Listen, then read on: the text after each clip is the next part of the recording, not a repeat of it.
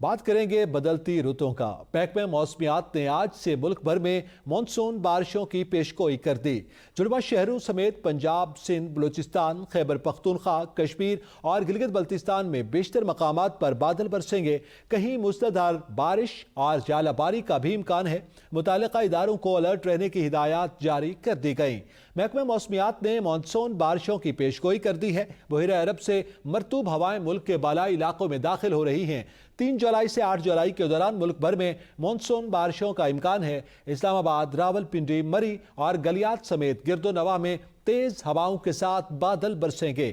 آزاد کشمیر، گلگت بلتستان، بلوچستان، پنجاب اور خیبر پختونخوا میں بیشتر مقامات پر گرج چمک کے ساتھ بارش ہوگی، جبکہ چند مقامات پر موسلادھار بارش اور ژالہ باری کی پیشگوئی کی گئی۔ 7 اور 8 جولائی کو سکھر، جیکب آباد، گھوٹکی، شہید بے نظیر آباد، مٹھی، ٹھٹھہ اور کراچی سمیت مختلف مقامات پر گرج چمک کے ساتھ بارش کا امکان ہے۔